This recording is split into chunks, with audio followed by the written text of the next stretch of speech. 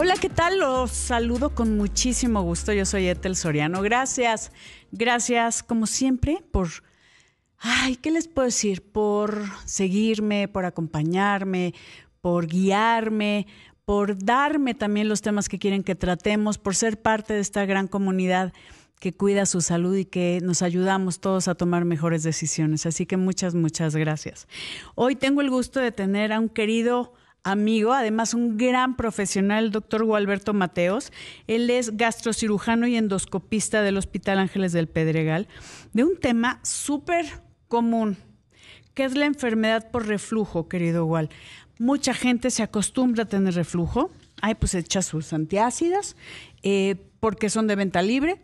Y es como, cené lo que sea y ya se acostumbran, lo tienen hasta en su mesa de noche.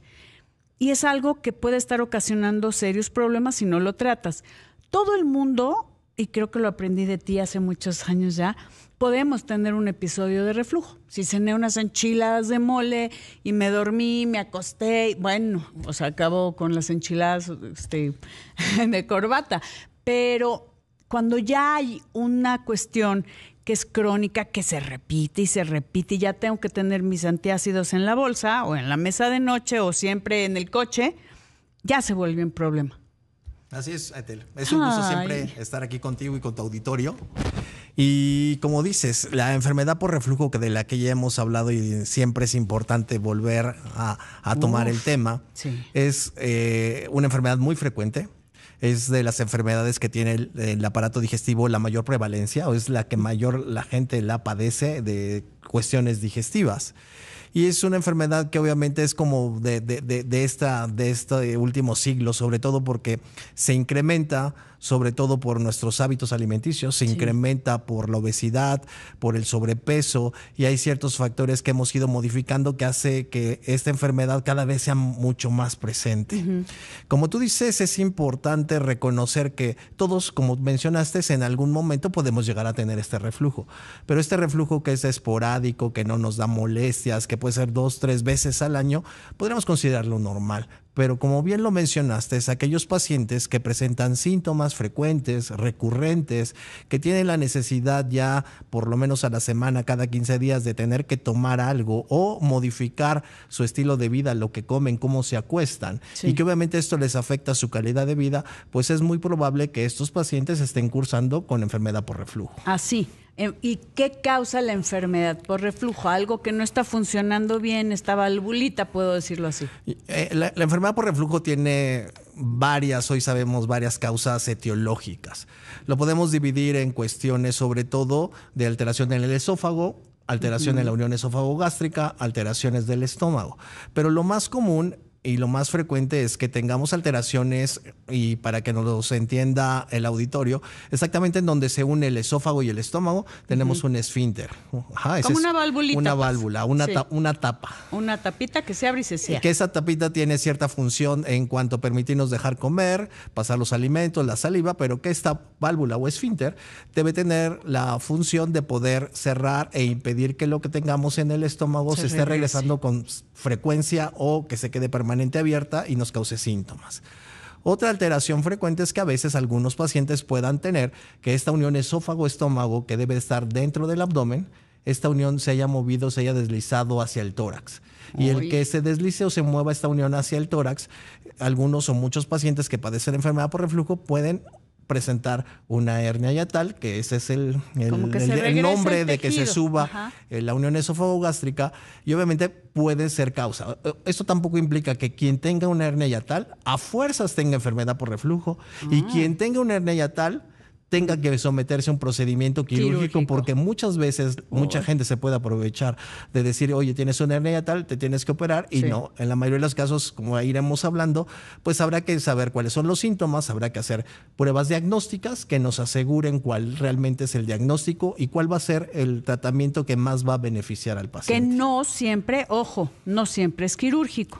En la mayoría de los casos no es quirúrgico. A ver, es que déjenme decirle, voy a hacer un paréntesis, querido Juan. Sí. Estábamos platicando fuera del aire, el doctor Gualberto Mateos y yo, de que tiene pacientes, yo le mandé una paciente que a fuerzas la querían operar.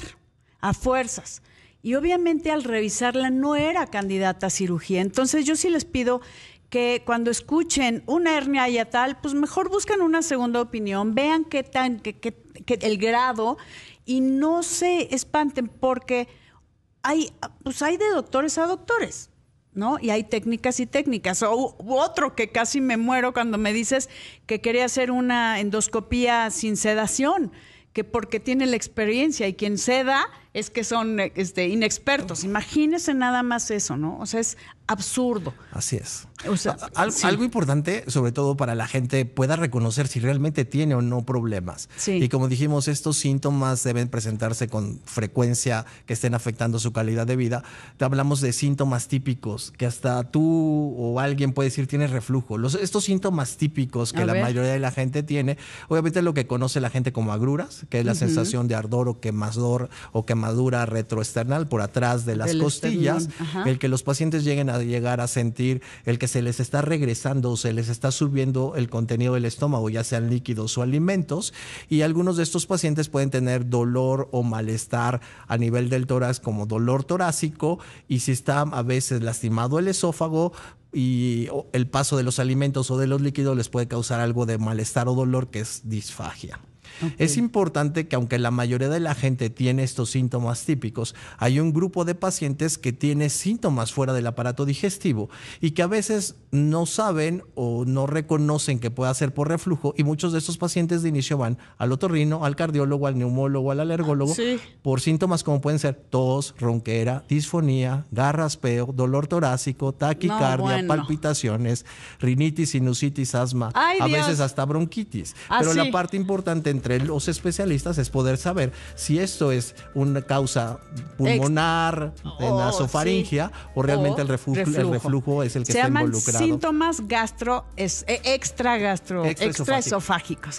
extraesofágicos. Bueno, vamos a una pausa y vamos a abundar un poco más en este tema para que pueda usted llegar al médico indicado si es que lo padece. No se vaya. Más. Y cada vez tenemos adultos mayores con enfermedades crónicas. Por ejemplo, pacientes diabéticos de larga evolución, a veces también pueden tener alteraciones de la motilidad gástrica y tener retardo en el vaciamiento gástrico. Sí. Y entonces el que esté retardado, que el estómago esté más tiempo lleno de lo habitual, también para algunos pacientes adultos mayores, diabéticos de larga evolución o también controlados, pudieran estar experimentando enfermedad por reflujo, obviamente, porque se les van a incrementar los síntomas. O sea, necesitamos un diagnóstico, que eso sería lo ideal. Y lo decías, estos síntomas extraesofágicos que pueden ser gente que tiene infecciones recurrentes de vías respiratorias, ¿no? Caries.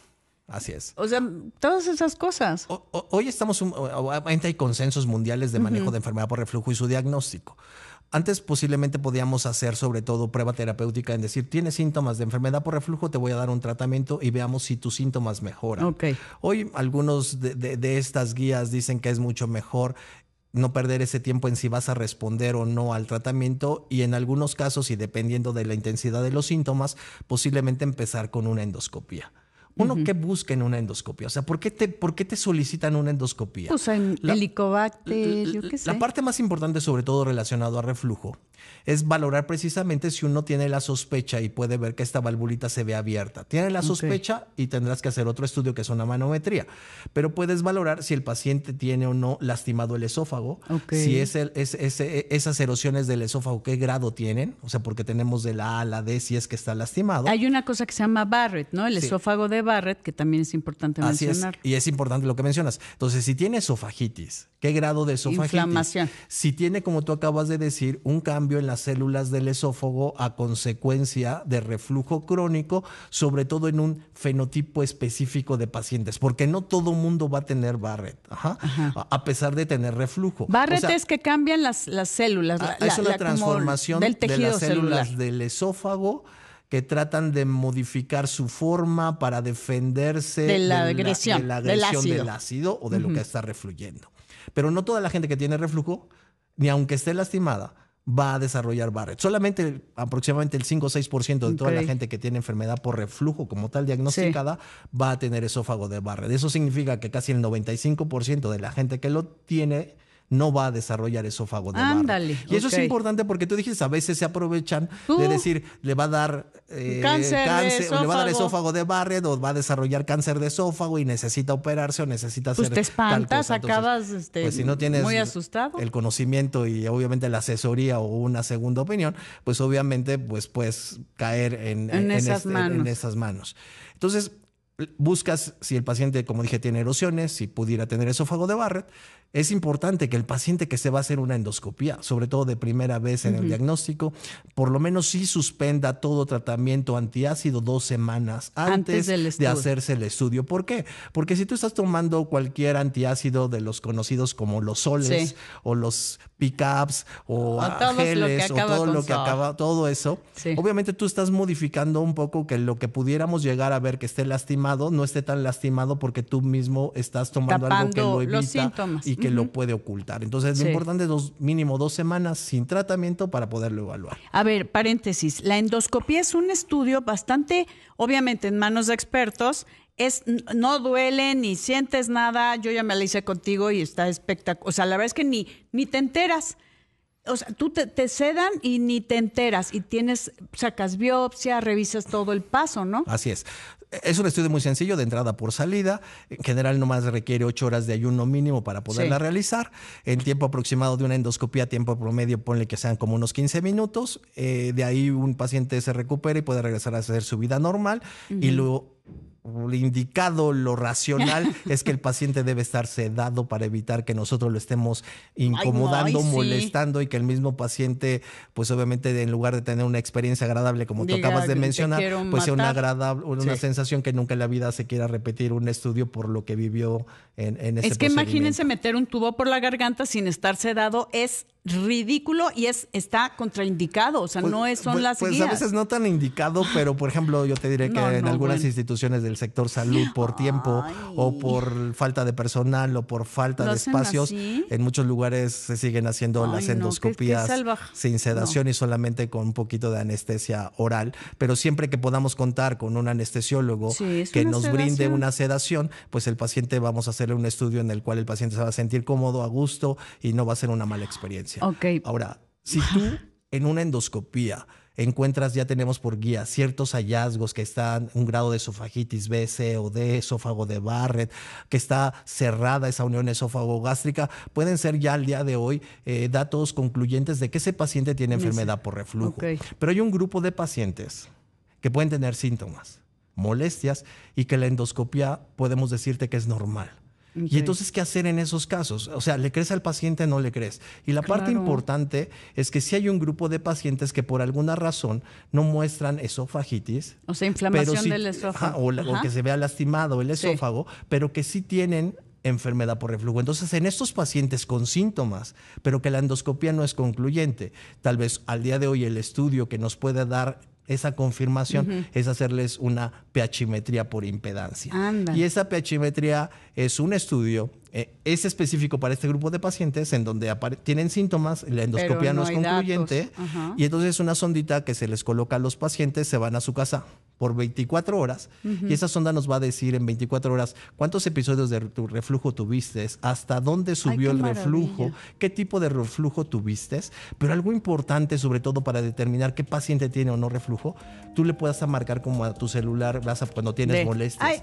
Y la parte importante es que a las 24 horas detectas si sí o si no hay correlación en lo que dice el paciente con lo que está pasando dentro. ¡Ay, qué maravilla! Vamos a una pausa y regresamos con más.